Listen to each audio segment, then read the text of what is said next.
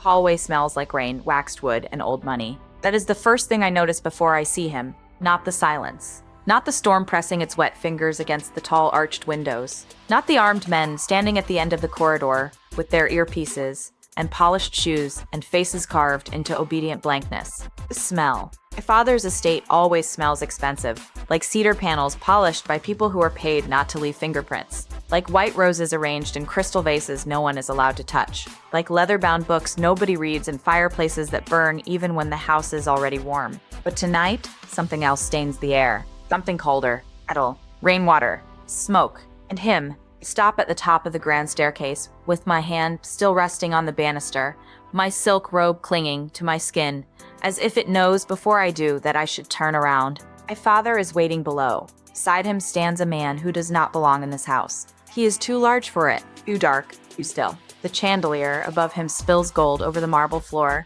but the light does not soften him. It breaks against him and dies. He stands in the dim stretch between two wall lamps, half shadow, half violence, dressed in a black suit that looks less tailored than restrained around his body. His shoulders are broad enough to block the hallway behind him. His hands hang at his sides, bare, scared, motionless, and his eye is odd. His eyes are already on me, not politely, not professionally, not in the quick, respectful way security men look at the person they are paid to protect. He watches me like he has been waiting, like he knew exactly when I would appear. Like every step I have taken in this house tonight has led me to him. My fingers tighten around the banister. My father says my name, but his voice sounds far away beneath the low growl of thunder outside. "Come down," he says. "There's someone you need to meet." I do not move. The man does not blink. His face is harsh in a way that feels almost unfinished, all sharp bone and shadow. A scar cuts through his left eyebrow and disappears near his temple. Another pale line marks the edge of his jaw.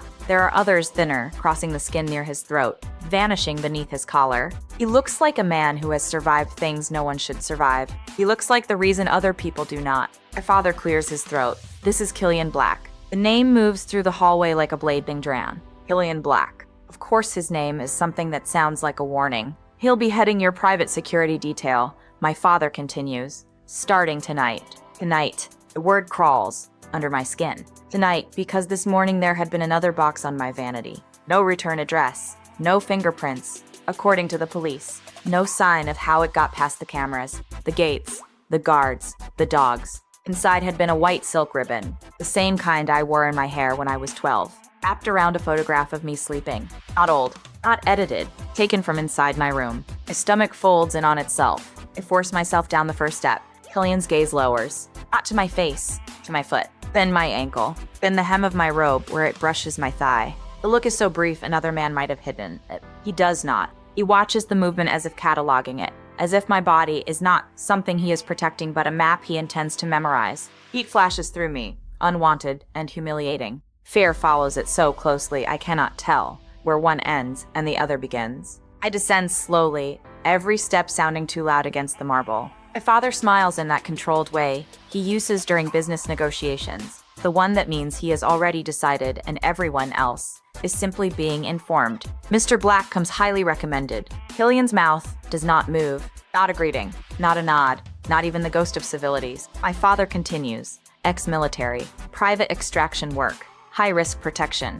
He's handled situations far worse than this. As if this is a minor inconvenience. As if someone hasn't been inside my bedroom. As if someone hasn't sent me dead roses, broken music boxes, lipstick-stained notes, and one silver necklace engraved with the words IDNAWNW, alone. I reach the bottom step. Bazed, Firelipitis. Killian is close now. Too close. The hallway is wide enough for 10 people, but somehow there is no air between us. He is taller than I expected. Even from the stairs, I knew he was huge, but standing in front of him feels different. He does not loom on purpose. He simply exists, and the space rearranges itself around him. His eyes are a deep, merciless gray. Not cold. Cold would be easier. Cold means distance. His eyes burn, quietly, intensely, like a fire kept behind iron doors. My father gestures between us. Killian, my daughter. Killian finally moves. Only his head. Slight tilt, barely noticeable. His gaze locks on mine. "Miss Vale,"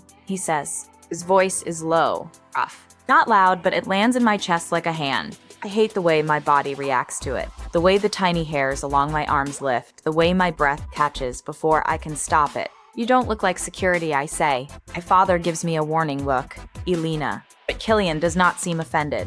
Something shifts in his eyes. Not amusement. Recognition. Maybe as if he expected me to bite. No! He asks. One word. That is all. I lift my chin, refusing to step back. You look like the reason someone needs security. For the first time, his mouth changes. Not a smile. Worse. A faint, almost invisible curve that does not soften him at all. You're not wrong. The hallway seems to go even quieter. My father exhales sharply. Mr. Black's job is to keep you alive. I expect you to cooperate. I look at my father then, really look at him. The immaculate suit, the silver at his temples, the hard mouth that has closed billion-dollar deals and destroyed men over breakfast. He is afraid. He hides it better than most people breath, but I see it. My father is afraid. That terrifies me more than the gifts, more than the photograph, more than the silent man watching me like he already owns the darkness around me. What exactly does cooperate mean? I ask. It means, Killian says, before my father can answer.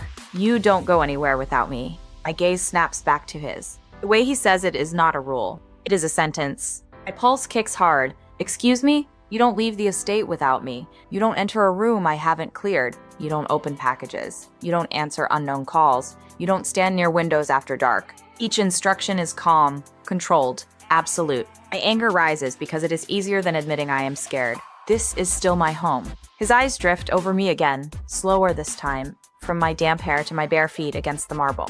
No, he says. It's a crime scene that keeps pretending to be a home. The words hit too close. I feel them in the places I have been trying not to touch. Sleepless nights. The bathroom door locked while I shower. The curtains drawn even in daylight. The way I have started checking under my bed like a child, then hating myself for it. My father's face hardens. Killian. But Killian does not look away from me. Not once. A strange, terrible thought slides through me. The faceless stalker watched me from hiding. Killian Black watches me openly, and somehow that feels worse, because the anonymous gifts made me feel hunted by a ghost. This man makes me feel hunted by something with hands, with scars, with a voice that can wrap around my throat.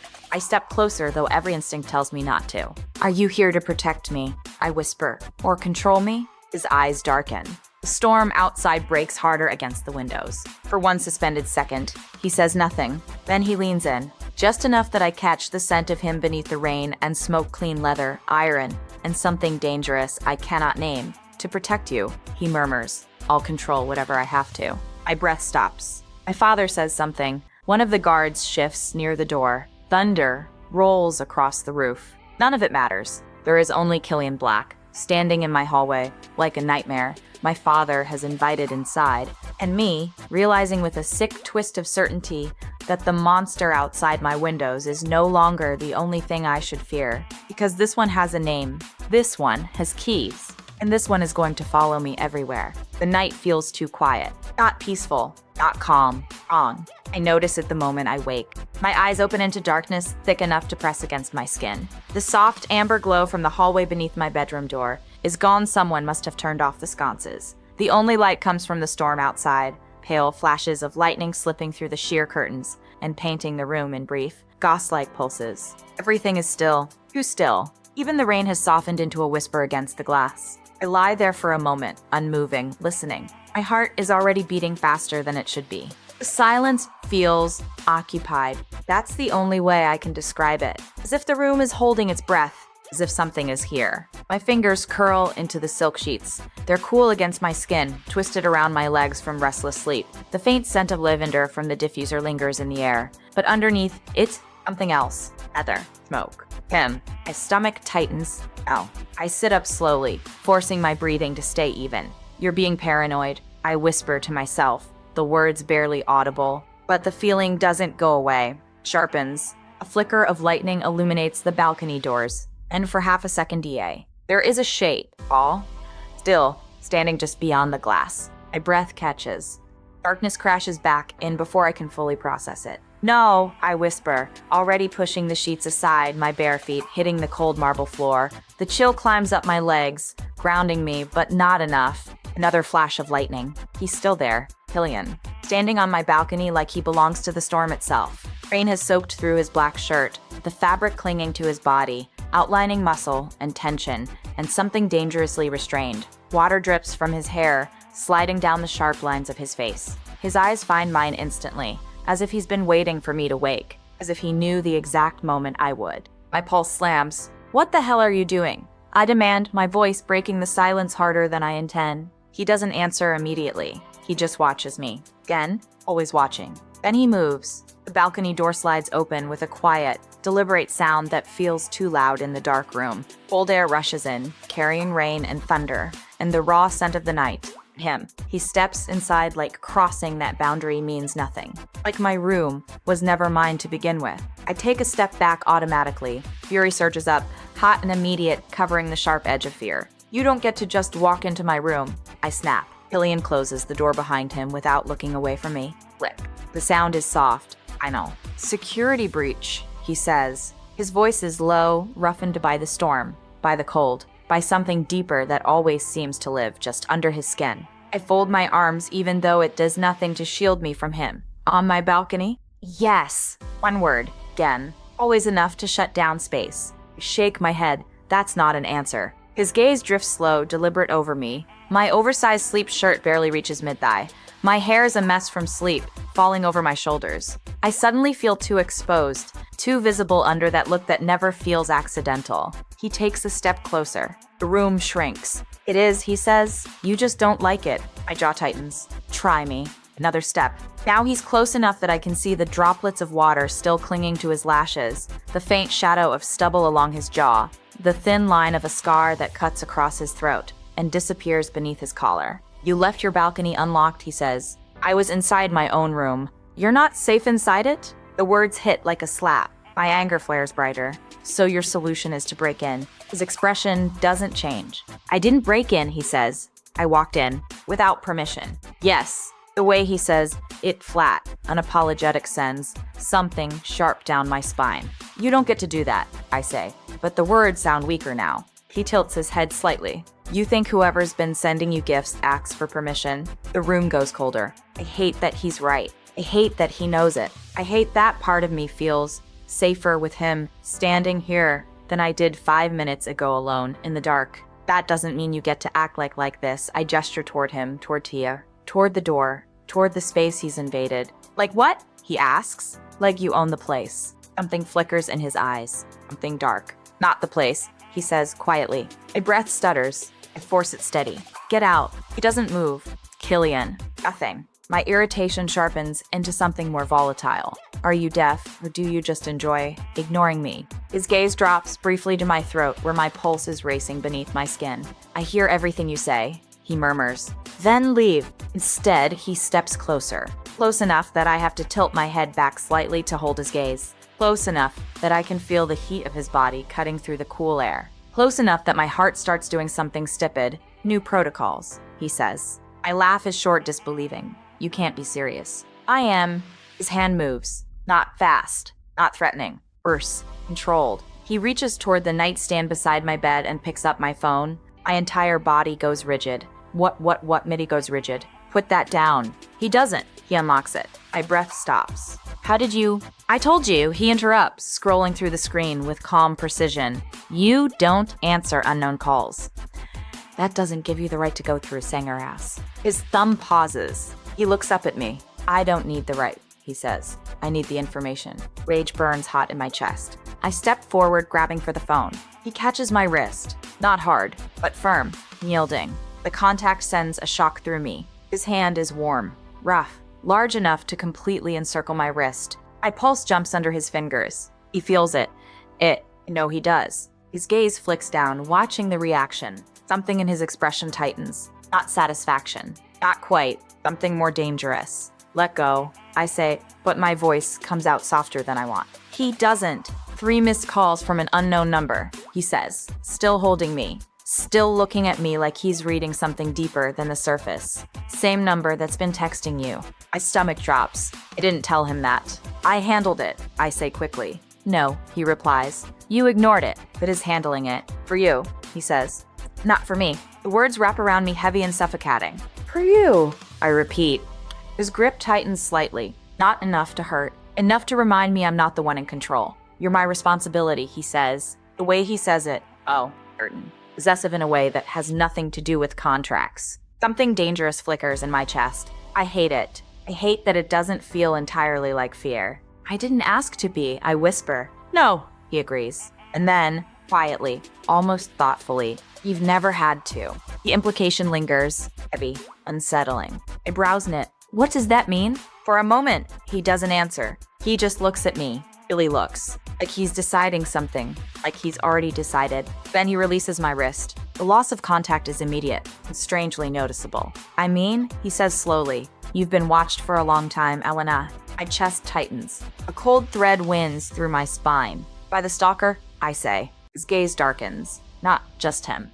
My breath catches. What? Lightning flashes again, filling the room with white light for a split second. It sharpens every detail of his face. The scars, the intensity, the way his eyes don't waver. And darkness returns. His voice cuts through it. I uses my viewers in them. And very thighs kinda ease. I says. My heart stutters. What are you talking about?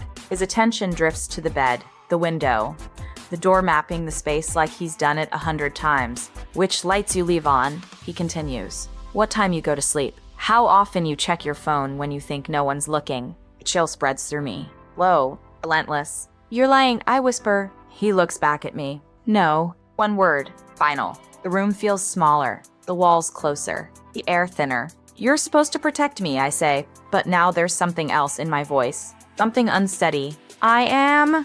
By watching me sleep, I push. His gaze drops, briefly to the bed, then back to me. If that's what it takes. My breath falters. There it is again. That line he keeps crossing. That place where protection twists into something else. Something darker. Something that makes my pulse race for all the wrong reasons. You're insane, I say. Maybe. He steps back. Not far. Ever far. But you're still alive. The words settle into the silence. Heavy. Unavoidable. I stand there, staring at him, my mind spinning, my body betraying me with every beat of my heart that reacts too strongly to his presence. He turns toward the door, pauses, looks back at me one last time. You should lock your balcony, he says. A beat. Then, softer, even from me, and then he's gone. The door clicks shut behind him, but the room doesn't feel empty. Not anymore. Not ever again. By the third night, Killian Black becomes my shadow. Not the kind that follows quietly beneath my feet. The kind that waits behind me, breathing, watching, close enough that I feel him before I see him. The gala begins at 8, though the estate has been preparing since dawn. Florists arrive in silent black vans. Caterers move through the marble halls carrying silver trays and crystal glasses. Musicians tune their violins beneath the chandelier, while my father's staff polish every surface until the house looks less like a home and more like a museum built to impress enemies. By sunset, the estate is glowing. Gold light spills across the ballroom. Champagne towers shimmer beneath warm sconces. Women in silk gowns laugh behind diamond bracelets, and men in black tuxedos pretend not to stare at the security posted along the walls. Everyone looks polished. Everyone looks expensive. Everyone looks safe, except me. I stand near the French doors with a glass of champagne I have no intention of drinking, smiling at people whose names I barely remember while feeling Killian exactly 3 steps behind me. Always 3, not 2, not 4, 3. Far enough to appear professional, close enough to control the air around me. I can feel his presence like heat at my spine. Black suit, broad shoulders, scared hands folded in front of him, eyes scanning the room, then returning to me with a focus that feels less like duty and more like hunger with discipline. Every laugh I force feels thinner because of him. Every breath feels borrowed. Miss Vale, a voice says. I turn and find Adrian Cross standing beside me, handsome in the effortless way men are when they have never had to fear anything. He is my father's investor, or a family friend, or some polished parasite who has orbited our world for years. His smile is bright. His eyes are soft. Formal. That alone feels dangerous now. Adrian, I say, relieved by the sound of a familiar voice. I didn't know you were coming. I nearly didn't. He looks around the ballroom, then lowers his voice. Your father's security seems intense tonight. My fingers tighten around the stem of my glass. Behind me, Killian does not move, but the air changes. I suppose he's being careful, I say. Adrian's gaze flicks over my shoulder. Careful. Yes, that's one word. I should laugh. I try. It comes out wrong. Adrian steps a little closer, his expression softening. Are you all right, Elena? Have a deep people, these have a deep. The question almost breaks me, because no one asks it like that anymore. My father asks if I'm cooperating. The detectives ask if I remember details. The staff ask if I need anything with eyes full of pity. Killian never asks at all. He just watches, as if my fear is a language he already speaks fluently. I'm fine, Eiley. Adrian doesn't believe me. His hand lifts, slow, harmless, reaching toward my arm. He never touches me. Killian is there before his fingers reach my skin. 1 second he is behind me. The next he is between us. Not rushed. Not dramatic. Just suddenly present, a wall of black fabric and controlled violence cutting Adrian out of my space. Music continues. The laughter continues. But near us, the temperature drops. Adrian's hand lowers. Killian looks at him. Nothing more. Just looks.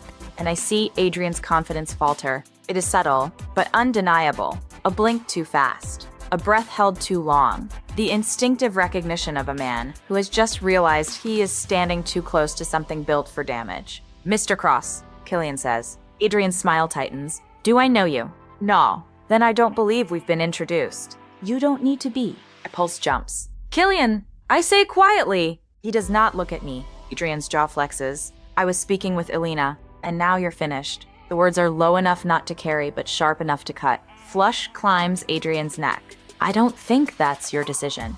Killian steps closer. Only 1 inch. Somehow it is worse than a threat. It is tonight. For one terrifying second, I think Adrian might push back. Pride is a stupid thing, especially in men who have never had theirs tested by someone truly dangerous. But then his gaze drops to Killian's hands. Scarred. Still, Eddie. Adrian swallows. His eyes move to mine. Elena, if you need. She doesn't, Killian says. The possessiveness in his voice lands like a hand around my throat. My face heats with humiliation and fury. Adrian gives me one last look, then steps away. The crowd swallows him. I turn on Killian. What is wrong with you? His eyes finally come to mine, calm, dark, and repentant. He was too close. He was talking to me. He wanted to touch you. He was concerned. Killian's gaze flicks toward where Adrian disappeared. No, he says. He wanted to be useful, and that bothers you. His eyes return to mine. There is something alive in them now. Something rough beneath the discipline. Yes! The honesty freezes me. It should make me angrier. It does. But beneath that anger, something dangerous uncurls. Something warm. Something I despise. I lower my voice. You don't get to be jealous. His mouth barely moves. Don't I? No. Then tell your pulse. My breath stops. His gaze drops to my throat. I hate him for noticing. I hate myself more for reacting. The music swells, violins rising in a sweet, etching wave while the room spins around us, in gold and perfume and lies. I step closer so no one else hears me. You are here because my father pays you. Something dark passes over his face. For the first time tonight, his control looks less perfect. Is that what you think? That is what I know. No, he says softly. It's what he told you. Before I can answer, my father appears across the ballroom, surrounded by men in tuxedos and women glittering with diamonds. He raises his glass. Everyone turns toward him, obedient as always. A toast, a performance, distraction. Killian's eyes remain on me. And suddenly, I know whatever he just said was not careless. He wanted me to hear it. He wanted the question to poison the rest of the night. And it does. For 2 hours, I smile until my cheeks ache. I accept compliments. I endure whispers. I pretend not to feel Killian behind me, beside me, across the room, always positioned where he can see both me and every exit. But now his presence feels different. Not like security, like a secret. By midnight, the guests begin to leave. The estate exhales slowly, champagne glasses abandoned, candles burning low, music fading into silence. I slip away before my father can find me. Not to my room, to the library. It is the one place in the house that still feels half-alive. Dark shelves climb toward the ceiling. The air smells of paper, dust, leather, and dying fire. Rain taps against the tall windows beyond the curtains. Only one lamp is on, casting a pool of amber light across the old Persian rug. I don't turn around when the door closes behind me. Of course he followed. Were you ever going to tell me? I ask. Silence. Then his voice. Tell you what? I laugh once, bitterly. Don't do that. His footsteps cross the room. Slow, measured, predatory. Turn. He is already too close. The black suit makes him look carved from the shadows between the shelves. His tie is loosened now, the top button of his shirt undone, revealing the edge of a scar near his collarbone. The sight pulls at something low in my stomach.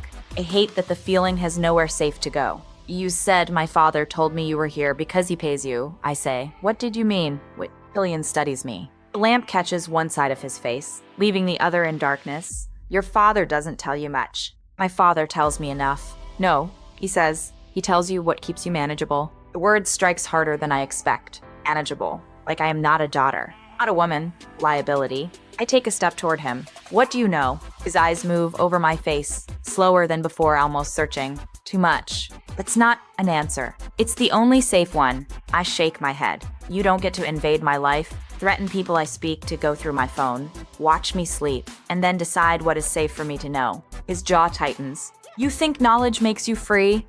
I think lies make me a prisoner. The words hang between us. Something in his gaze shifts. For a moment, he looks less like a weapon and more like a man standing at the edge of a confession he cannot take back. Then he says, your stalker didn't start this. My body goes still. What? The gifts, the photos, the messages. His voice is quiet, rough. They're not the beginning. A cold pressure opens in my chest. What are they then? A warning. Fire snaps in the hearth. Flinch. Killian notices. Of course he notices. A warning about what? I whisper. His eyes darken. About what your family buried. I feel the blood leave my face. My family. Your father made enemies before you were born. That's not exactly a revelation. These aren't business enemies. The room feels suddenly airless. Rain presses harder against the windows. Killian steps closer. I should move back. I don't. There was a woman, he says. 24 years ago. Your mother knew her. My throat tightens at the mention of my mother. She died when I was 8. At least, that is the story. An accident. A road washed slick with rain. A driver who lost control on a dark curve. My father never speaks of it. What woman? I ask. Killian's gaze sharpens, as if testing how much truth I can survive. Her name was Mara Voss. The name means nothing. And yet, something about it moves through me like a draft under a locked door. She worked for your father, he says. Then she disappeared. People disappear from my father's world all the time. No, Killian says. Not like this. I swallow. What does this have to do with me? His silence is answer enough to terrify me. Killian. He looks down at me, and now there is no professional distance left in his ease. None. Because before Mara disappeared, he says, she claimed your father stole something from her. My voice comes out thin. Money? No. What then? His gaze drops to my mouth. For one dangerous second, I think he won't answer. Then he says a child. The library tilts. I grip the edge of the nearest table. No. His expression does not soften. Elena, no. The word breaks for me sharper this time. Don't. You wanted the truth. That isn't truth. That's a story. It's a file. My breathing turns shallow. File. Not gossip. Not suspicion. Documentation. My father's estate suddenly feels like a set built over a grave. The portraits on the walls. The name veil carved into silver and stone. The house. The money. The rules. The silence. All of it watching me. All of it lying. I look at Killian. Why do you have a file about my family? He does not answer fast enough. And in that pause, the power in the room changes. Something I hadn't seen before becomes visible. Not all of it. Just the edge. Enough. You weren't hired because of the stalker, I whisper. His eyes hold mine. No. My heart hammers once. Hard. My father hired you because of whatever this is. Partly. Partly? He steps closer. Now there is barely any space left. You still don't understand. Then explain it. His hand lifts. Slowly. And for one wild second, I think he is going to touch my face. He doesn't. His fingers stop near my hair, close enough that I feel the heat of them. I was watching you before your father paid me, he says. The words are quiet, devastating. The room disappears around them. The library, the storm, the dying fire, all of it recedes until there is only his voice and the terrible intimacy of what he has just admitted. My skin goes cold, then hot, then cold again. You were following me, protecting you. You didn't know me. His eyes burn into mine. Yes, he says. I did. Shiver moves through me. Not fear alone. Ever fear alone with him. That is the horror of it. My body hears danger and leans closer.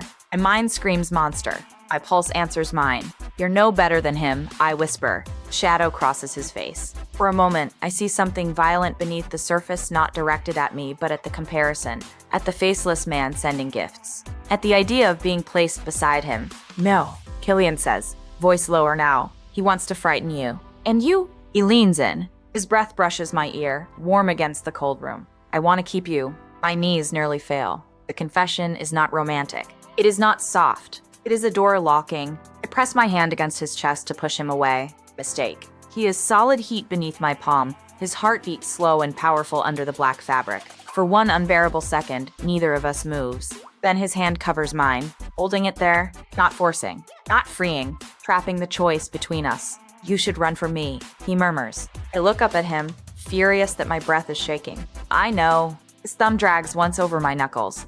Slow, possessive.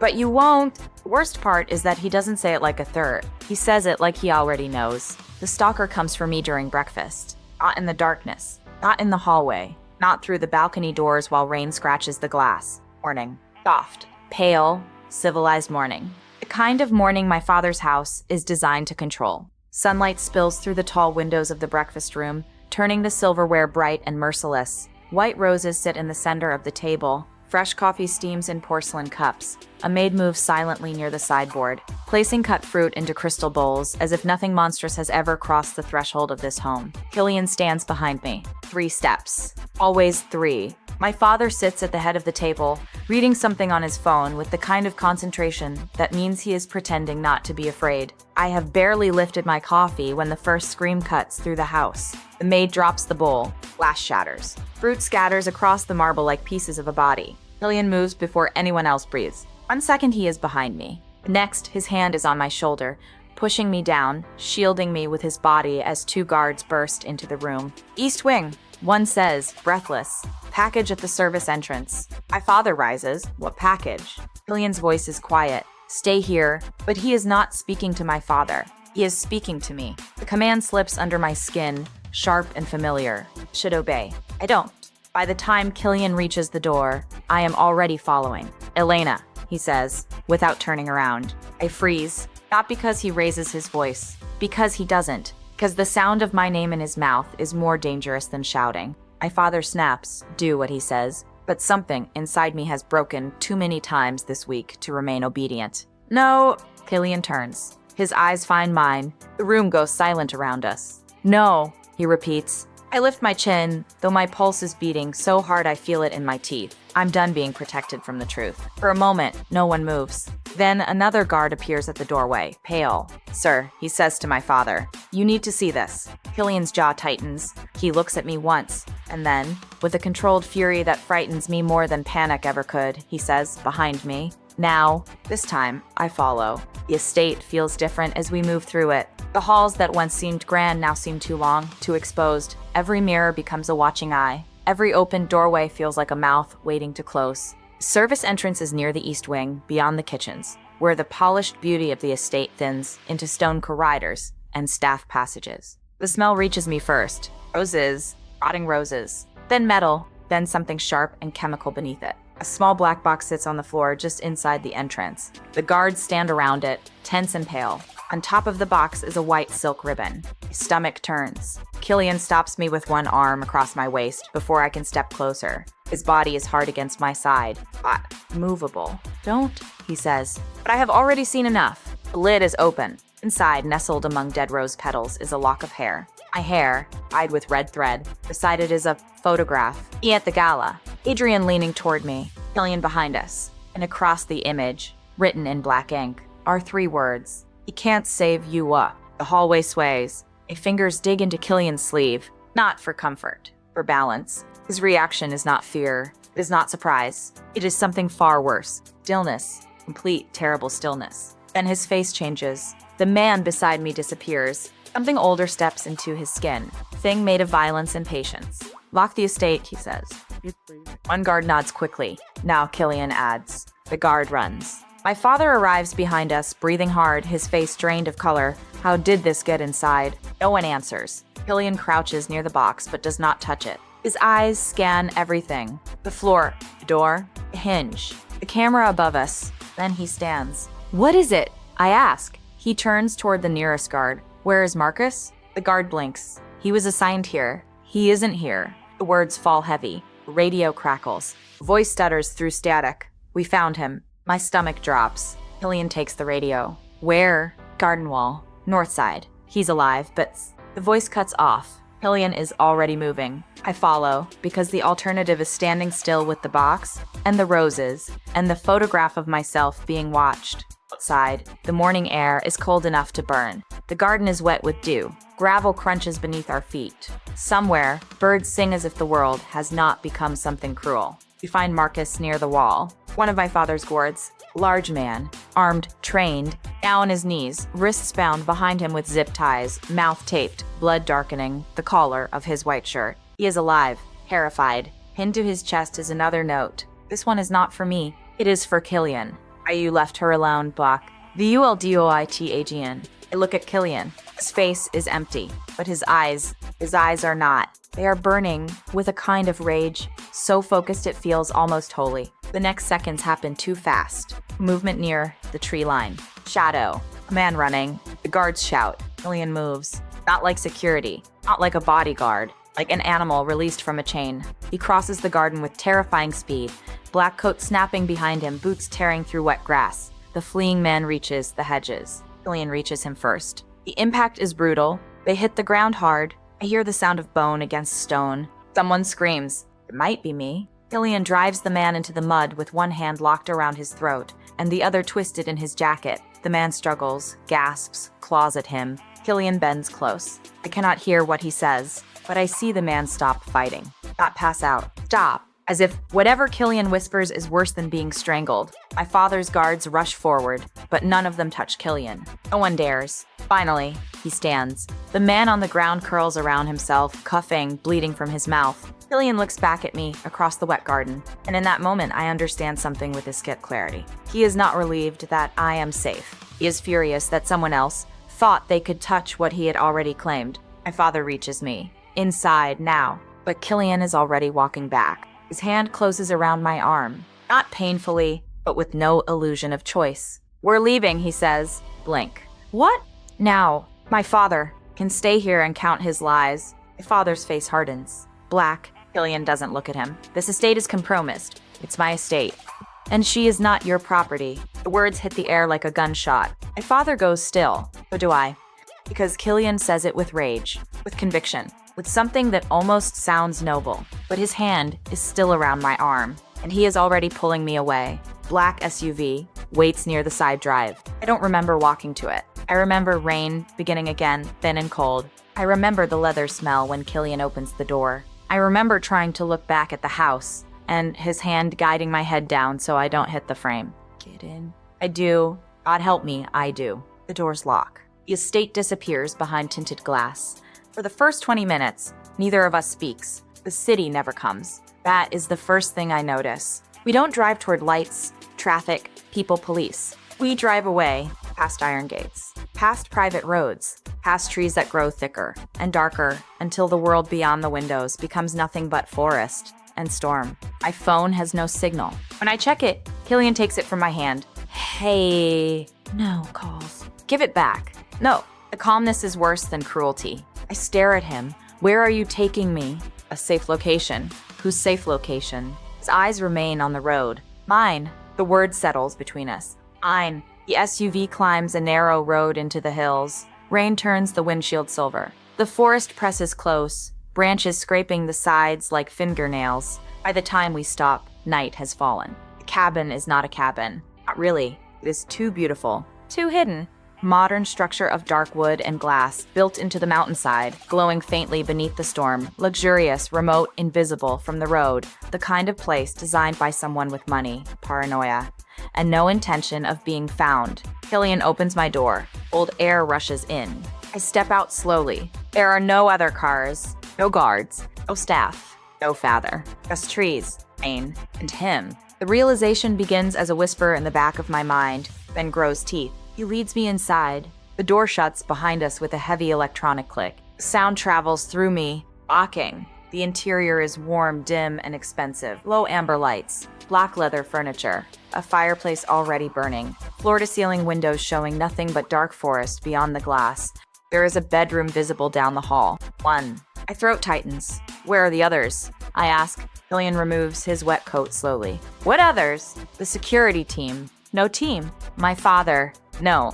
My pulse turns cold. I take one step back. Killian watches the movement. Of course he does. Why would you bring me here alone? To keep you alive. The words are familiar. Too familiar. I look around the room. The locked door. The dead phone. The isolated road. The fireplace burning before we arrived. As if he knew we would come here. As if this place had been waiting. For me. My breathing becomes shallow. Killian, I whisper. How did you know there would be an attack today? His expression does not change. But something in the silence does. Bends. I think of the gifts, the ribbon, the photos, the notes. The way he always arrived exactly when fear reached its peak. The way he knew my routines before my father hired him. The way he watched me sleep and called it protection. The way he said he wanted to keep me. My stomach drops so fast I almost sway. No, I whisper. Killian takes one step toward me. Take one back. Elena, don't say my name. Another step. The firelight moves over his scares, turning them gold. Turning him into something both beautiful and ruined and monstrous. Did you do it? I ask. Question tears out of me. His eyes darken. Did you send them? I demand. The gifts, the photos, the threats. Was it you? Silence. Too long. Too heavy. My heart breaks against my ribs. Answer me. He comes closer. I back into the wall. There is nowhere else to go. His body blocks the room. The door. The world. I didn't hurt you, he says. That is not an answer. Terror opens inside me. But so does something else. Something furious. Something betrayed. You made me afraid. His jaw flexes. You were already in danger. From who? He leans in. His hands brace against the wall on either side of my head. The cabin disappears. There is only him. His breath. His heat. His eyes burning into mine with that impossible, unbearable intensity. From everyone who thinks they can take you become. The words are a confession. Threat. A vow. My voice shakes. You're insane. Yes. No denial. No shame. Only truth. The door behind him gives another soft electronic sound, as if confirming the lock. My eyes flick toward it. He notices. His mouth curves, slightly. Not a smile. Possession wearing the shape of one and can scream, he says softly. No one will hear you. A shiver tears through me. His gaze drops to it. He sees everything. Always. I hate you. I whisper. His eyes return to mine. No, he murmurs. You hate that part of you believed I was the safest monster in the room. My breath catches. His hand lifts. This time, he touches me. 2 fingers beneath my chin. Gentle. Devastating. Forcing my eyes back to his. Listen carefully, he says. Voice low and brutal and almost tender. Your father lied to you. Your family built a cage around you. The man sending threats wants to use you. And he pauses. His thumb brushes once along my jaw. I am the only one honest enough to admit what I am. What are you? I whisper. His face lowers until his mouth is close to my ear. A man who found you before anyone else could. My eyes burn. Fear. Age. Something darker. Something I refuse to name. You can't keep me here. Killian pulls back just enough to look at me. The fire snaps behind him. Rain beats harder against the glass. His eyes are steady. Merciless. Fine. You are never leaving my sight again. To be continued. Read the full story on Amazon. Link in description.